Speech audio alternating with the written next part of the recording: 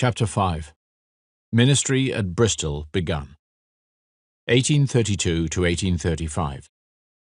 Here we have no continuing city. Caution to the Christian traveller. New tokens for good. The way made clear. Meetings for inquiry. No respect of persons with God. Frank, being dead yet speaketh. Daily bread supplied. A peculiar people. April the 8th. I have felt much this day that Teignmouth is no longer my place, and that I shall leave it. I would observe that in August of 1831 I began greatly to feel as if my work at Teignmouth were done, and that I should go somewhere else. I was led to consider the matter more maturely, and at last had settled it in this way, that it was not likely to be of God, because, for certain reasons, I should naturally have liked to leave Teignmouth.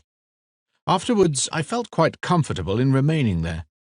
In the commencement of the year 1832 I began again much to doubt whether Teignmouth was my place, or whether my gift was not much more that of going about from place to place, seeking to bring believers back to the Scriptures, than to stay in one place and to labour as a pastor.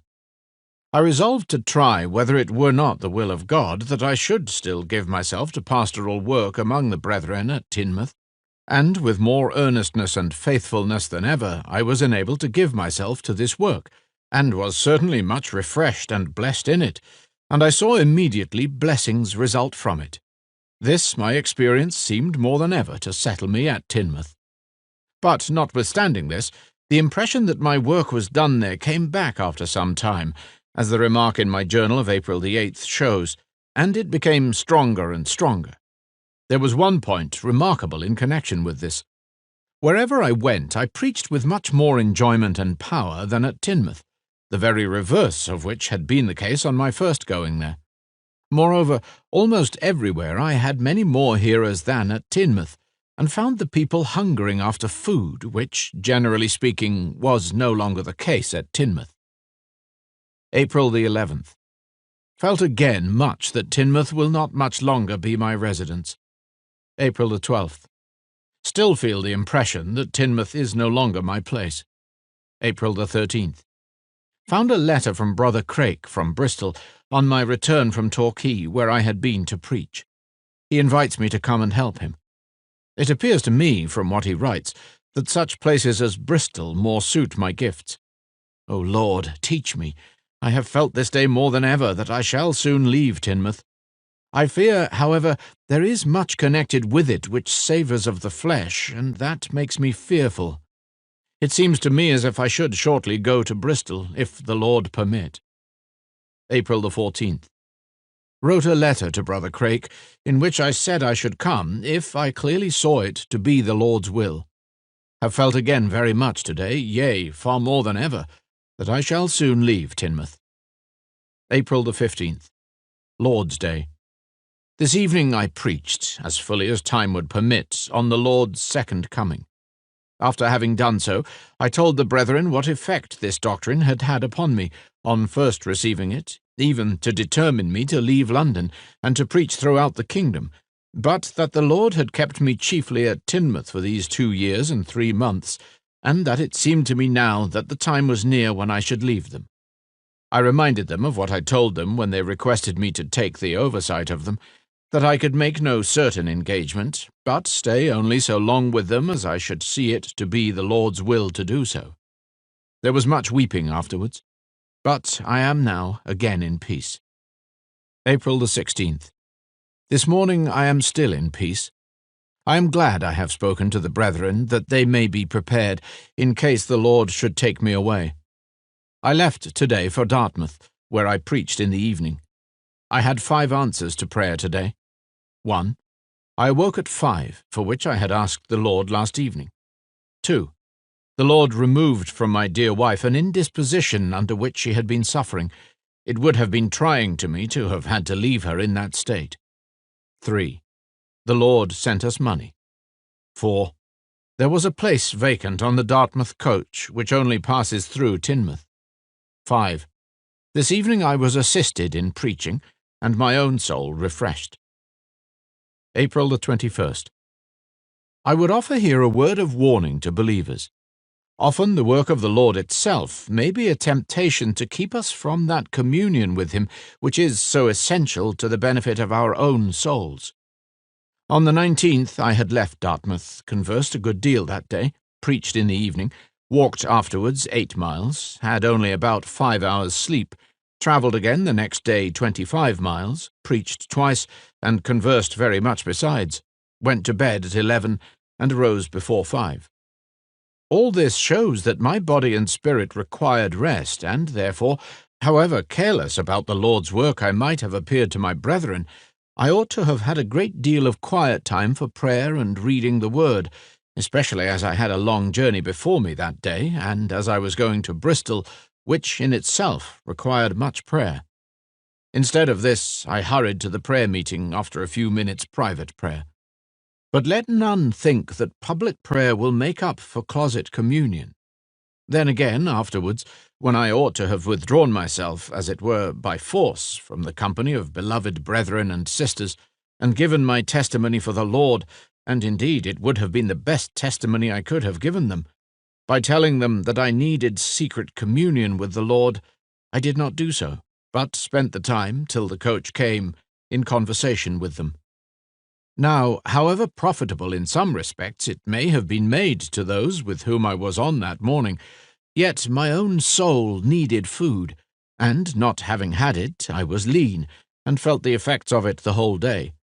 And hence I believe it came that I was dumb on the coach, and did not speak a word for Christ, nor give away a single tract, though I had my pockets full on purpose.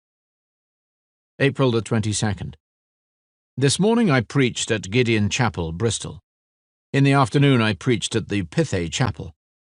This sermon was a blessing to many, many souls, and many were brought through it to come afterwards to hear Brother Craik and me. Among others, it was the means of converting a young man who was a notorious drunkard, and who was just again on his way to a public house, when an acquaintance of his met him and asked him to go with him to hear a foreigner preach. He did so, and from that moment he was so completely altered that he never again went to a public house, and was so happy in the Lord afterwards that he often neglected his supper from eagerness to read the Scriptures, as his wife told me.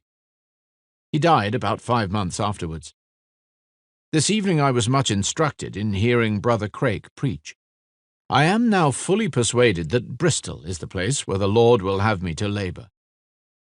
April the 27th.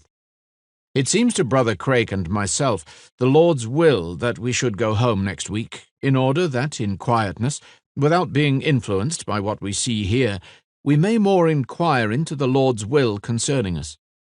It especially appears to us much more likely that we should come to a right conclusion among the brethren and sisters in Devonshire, whose tears we shall have to witness, and whose entreaties to stay with them we shall have to hear, than here in Bristol, where we see only those who wish us to stay. April the 28th. It still seems to us the Lord's will that we should both leave soon, to have quiet time for prayer concerning Bristol. April the 29th. I preached this morning on Revelation chapter 3, verses 14 through 22. As it afterwards appeared, that testimony was blessed to many, though I lacked enjoyment in my own soul. This afternoon Brother Craik preached in a vessel called the Clifton Ark, fitted up for a chapel. In the evening I preached in the same vessel.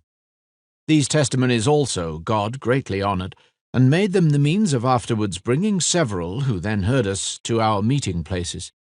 How was God with us, and how did He help us, thereby evidently showing that He Himself had sent us to this city. April the 30th. It was most affecting to take leave of the dear children of God, dozens pressing us to return soon, many with tears in their eyes. The blessing which the Lord has given to our ministry seems to be very great. We both see it fully the Lord's will to come here, though we do not see under what circumstances. A brother has promised to take Bethesda Chapel for us, and to be answerable for the payment of the rent, so that thus we should have 2 large chapels. I saw again 2 instances today in which my preaching has been blessed. May the 1st. Brother Craik and I left this morning for Devonshire. May the 3rd. I saw several of the brethren today, and felt so fully assured that it is the Lord's will that I should go to Bristol that I told them so. This evening I had a meeting with the 3 deacons, when I told them plainly about it, asking them, if they see anything wrong in me concerning this matter, to tell me of it. They had nothing to say against it. Yea, though much wishing me to stay, they were convinced themselves that my going is of God. May the 5th. One other striking proof to my mind that my leaving Teignmouth is of God is that some truly spiritual believers, though they much wish me to stay, themselves see that I ought to go to Bristol. May the 7th. Having received a letter from Bristol on May the 5th, it was answered today in such a way that the Lord may have another opportunity to prevent our going thither if it be not of him. May the 15th. Just when I was in prayer concerning Bristol, I was sent for to come to Brother Craik. 2 letters had arrived from Bristol. The brethren assembling at Gideon accepted our offer to come under the conditions we have made, that is, for the present, to consider us only as ministering among them, but not in any fixed pastoral relationship, so that we may preach as we consider it to be according to the mind of God, without reference to any rules among them, that the pew rents should be done away with, and that we should go on respecting the supply of our temporal wants, as in Devonshire. We intend, the Lord willing, to leave in about a week, though there is nothing settled respecting Bethesda Chapel. May the 21st. I began today to take leave of the brethren at Teignmouth, calling on each of them.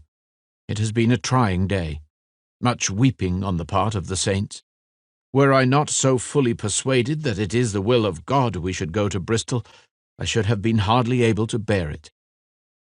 May the 22nd. The brethren at Teignmouth say that they expect us soon back again. As far as I understand the way in which God deals with his children, this seems very unlikely. Towards the evening, the Lord, after repeated prayer, gave me Colossians chapter 1, verses 21 through 23, as a text for the last word of exhortation. It seemed to me best to speak as little as possible about myself, and as much as possible about Christ. I scarcely alluded to our separation, and only commended myself and the brethren in the concluding prayer to the Lord. The parting scenes are very trying, but my full persuasion is that the separation is of the Lord. May the 23rd. My wife, Mr. Groves, my father-in-law, and I left this morning for Exeter. Dear Brother Craik intends to follow us tomorrow. We had unexpectedly received, just before we left Teignmouth, about £15, else we should not have been able to defray all the expenses connected with leaving, travelling, etc. By this, also, the Lord showed his mind concerning our going to Bristol. The following record will now show to the believing reader how far what I have said concerning my persuasion that it was the will of God that we should go to Bristol has been proved by facts. May the 25th, 1832. This evening we arrived at Bristol. May the 27th. This morning we received a sovereign, sent to us by a sister residing in Devonshire, which we take as an earnest that the Lord will provide for us here also. May the 28th. When we were going to speak to the brethren, who manage the temporal affairs of Gideon Chapel, about giving up the pew rents, having all the seats free, and receiving the free will offerings through a box, a matter which was not quite settled on their part, as Brother Craik and I had thought, we found that the Lord had so graciously ordered this matter for us that there was not the least objection on the part of these brethren. June the 4th. For several days we have been looking about for lodgings, but, finding none plain and cheap enough, we were led to make this also a subject of earnest prayer, and now, immediately afterwards, the Lord has given us such as are suitable. We pay only 18 shillings a week for 2 sitting rooms and 3 bedrooms, coals, and attendance. It was particularly difficult to find cheap furnished lodgings, having 5 rooms in the same house, which we need, as Brother Craik and we live together. How good is the Lord to have thus appeared for us in answer to prayer, and what an encouragement to commit everything to him in prayer. June the 25th. Today it was finally settled to take Bethesda Chapel for a 12-month, on condition that a brother at once paid the rent, with the understanding that if the Lord shall bless our labours in that place, so that believers are gathered together in fellowship, he expects them to help him, but if not, that he will pay all. This was the only way in which we could take the chapel, for we could not think it to be of God to have had this chapel, though there should be every prospect of usefulness if it had made us in any way debtors. July the 6th. Today we commenced preaching at Bethesda Chapel. It was a good day. July the 13th. Today we heard of the first cases of cholera in Bristol. July the 16th. This evening, from 6 to 9 o'clock, we had appointed for conversing at the vestry, one by one, with individuals who wished to speak to us about their souls. There were so many that we were engaged from 6 till 20 minutes past 10. These meetings we have continued ever since, twice a week, or once a fortnight, or once a month, as our strength and time allowed it, or as they seemed needed. We have found them beneficial in the following respects. 1. Many persons, on account of timidity, would prefer coming at an appointed time to the vestry to converse with us, to calling on us in our own house. 2. The very fact of appointing a time for seeing people to converse with them in private concerning the things of eternity has brought some who, humanly speaking, never would have called upon us under other circumstances. Yea, it has brought even those who, though they thought they were concerned about the things of God, yet were completely ignorant, and thus we have had an opportunity of speaking to them. 3. These meetings have also been a great encouragement to ourselves in the work, for often, when we thought that such and such expositions of the Word had done no good at all, it was through these meetings found to be the reverse, and likewise, when our hands were hanging down, we have been afresh encouraged to go forward in the work of the Lord, and to continue sowing the seed in hope by seeing at these meetings fresh cases in which the Lord has condescended to use us as instruments, particularly as in this way instances have sometimes occurred in which individuals have spoken to us about the benefit which they received from our ministry not only a few months before, but even as long as 2, 3, and 4 years before.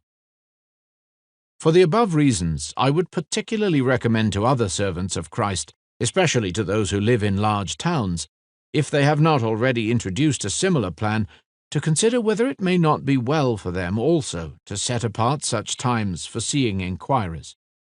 Those meetings, however, require much prayer to be enabled to speak aright to all those who come, according to their different need, and one is led continually to feel that one is not sufficient of oneself for these things, but that our sufficiency can be alone of God. These meetings also have been by far the most wearing-out part of all our work, though at the same time the most refreshing. July the 18th. Today I spent the whole morning in the vestry to procure a quiet season. This has now for some time been the only way, on account of the multiplicity of engagements, to make sure of time for prayer, reading the Word, and meditation. July the 19th. I spent from 9:30 till 1 in the vestry, and had real communion with the Lord. The Lord be praised, who has put it into my mind to use the vestry for a place of retirement. August the 5th. When all our money was gone today, the Lord again graciously supplied our wants. August the 6th. This afternoon, from 2 till after 6, Brother Craik and I spent in the vestry to see the inquirers. We have had again, in seeing several instances of blessing upon our labours, abundant reason brought before us to praise the Lord for having sent us to Bristol. August the 13th. This evening, one brother and 4 sisters united with Brother Craik and me in church fellowship at Bethesda, without any rules, desiring only to act as the Lord shall be pleased to give us light through his word. September the 17th. This morning the Lord, in addition to all his other mercies, has given us a little girl who, with her mother, is doing well. October the 1st. A meeting for inquirers this afternoon from 2 to 5. Many more are convinced of sin through Brother Craik's preaching than my own. This circumstance led me to inquire into the reasons, which are probably these. 1. That Brother Craik is more spiritually minded than I am. 2. That he prays more earnestly for the conversion of sinners than I do. 3. That he more frequently addresses sinners as such in his public ministrations than I do. This led me to more frequent and earnest prayer for the conversion of sinners, and to address them more frequently as such. The latter had never been intentionally left undone, but it had not been so frequently brought to my mind as to that of Brother Craik. Since then, the cases in which it has pleased the Lord to use me as an instrument of conversion have been quite as many as those in which Brother Craik has been used. February the 9th, 1833. I read a part of Frank's life. The Lord graciously helped me to follow him as far as he followed Christ. Most of the Lord's people whom we know in Bristol are poor, and if the Lord were to give us grace to live more as this dear man of God did, we might draw much more than we have as yet done out of our Heavenly Father's bank for our poor brethren and sisters. March the 2nd. A man in the street ran up to Brother Craik and put a paper containing 10 shillings into his hand, saying, "That is for you and Mr. Mueller," and went hastily away. May the 28th. This morning, whilst sitting in my room, the distress of several brethren and sisters was brought to my mind, and I said to myself, "Oh, that it might please the Lord to give me means to help them." About an hour afterwards I received £60 from a brother whom up to this day I never saw, and who then lived, as he does still, a distance of several thousand miles. May the 29th. Review of the last 12 months, as it regards the fruits of our labours in Bristol. 1. The total number of those added to us within the year has been 109. 2. There have been converted through our instrumentality, so far as we have heard and can judge respecting the individuals, 65. 3. Many backsliders have been reclaimed, and many of the children of God have been encouraged and strengthened in the way of truth. June the 12th. I felt this morning that we might do something for the souls of those poor boys and girls and grown-up or aged people to whom we have daily given bread for some time past, in establishing a school for them, reading the Scriptures to them, and speaking to them about the Lord. This desire was not carried out. The chief obstacle in the way was a pressure of work coming upon Brother Craik and me just about that time. Shortly after, the number of the poor who came for bread increased to between 60 and 80 a day, whereby our neighbours were molested, as the beggars were lying about in troops in the street, on account of which we were obliged to tell them no longer to come for bread. This thought ultimately issued in the formation of the Scriptural Knowledge Institution, and in the establishment of the orphan houses. December the 17th. This evening Brother Craik and I took tea with a family of whom 5 had been brought to the knowledge of the Lord through our instrumentality. As an encouragement to brethren who may desire to preach the gospel in a language not their own, I would mention that the first member of this family who was converted came merely out of curiosity to hear my foreign accent, some words having been mentioned to her which I did not pronounce properly. December the 31st. In looking for my journal I find 1. That at least 260 persons, according to the number of names we have marked down, but there have been many more, have come to converse with us about the concerns of their souls. Out of these, 153 have been added to us in fellowship these last 18 months, 60 of whom have been brought to the knowledge of the Lord through our instrumentality. 2. In looking over the Lord's dealings with me as to temporal things, I find that he has sent me, during the past year, 1. In free will offerings through the boxes, as my part, £152, 14 shillings and 5 1/4 pence. 2. Presents in money given to me, £25, 1 shilling and 3 pence. 3. Presents in clothes and provisions, worth at least £20. 4. A brother sent me from a distance £60. 5. we live free of rent, which is worth, for our part, £10, for a total of £267, 15 shillings and 8 1/4 pence. It is just now 4 years since I first began to trust in the Lord alone for the supply of my temporal wants. My little all I then had, at most worth £100 a year, I gave up for the Lord, having then nothing left but about £5.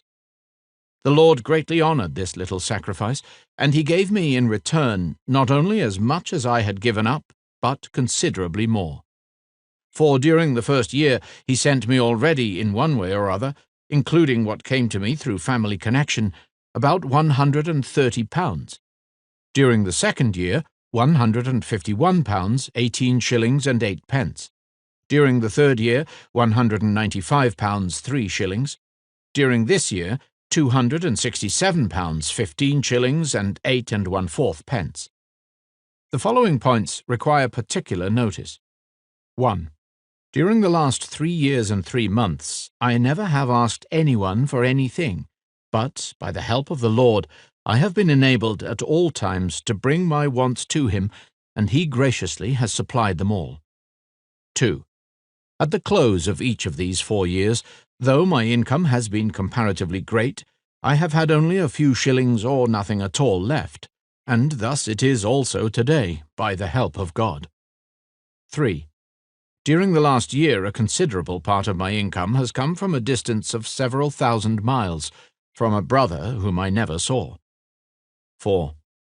Since we have been obliged to discontinue the giving away of bread to about 50 poor people every day on account of our neighbours, our income has not been during the second part of this year nearly so great, scarcely 1/2 as much as during the first part of it. January the 9th, 1834. Brother Craik and I have preached during these 18 months once a month at Brislington, a village near Bristol, but have not seen any fruit of our labours there. This led me today very earnestly to pray to the Lord for the conversion of sinners in that place. I was also, in the chapel, especially led to pray again about this, and asked the Lord in particular that he would be pleased to convert, at least, one soul this evening, that we might have a little encouragement. I preached with much help, and I hope there has been good done this evening. The Lord did according to my request. There was a young man brought to the knowledge of the truth. January the 14th. I was greatly tried by the difficulty of fixing upon a text from which to preach on the morning of October the 20th, and at last preached without enjoyment. Today I heard of a 9th instance in which this very sermon has been blessed. January the 31st. This evening a Dorcas Society was formed among the sisters in communion with us, but not according to the manner in which we found one when we came to Bristol. For, as we have dismissed all teachers from the Sunday school who were not real believers, so now believing females only will meet together to make clothes for the poor. The being mixed up with unbelievers had not only proved a barrier to spiritual conversation among the sisters, but must have been also injurious to both parties in several respects. One sister, now united to us in fellowship, acknowledged that the being connected with the Dorcas Society previous to her conversion had been, in a measure, the means of keeping her in security, as she thought that, by helping on such like things, she might gain heaven at last. Oh, that the saints, in faithful love, according to the word of God, 2 Corinthians chapter 6, verses 14 through 18, might be more separated in all spiritual matters from unbelievers, and not be unequally yoked together with them.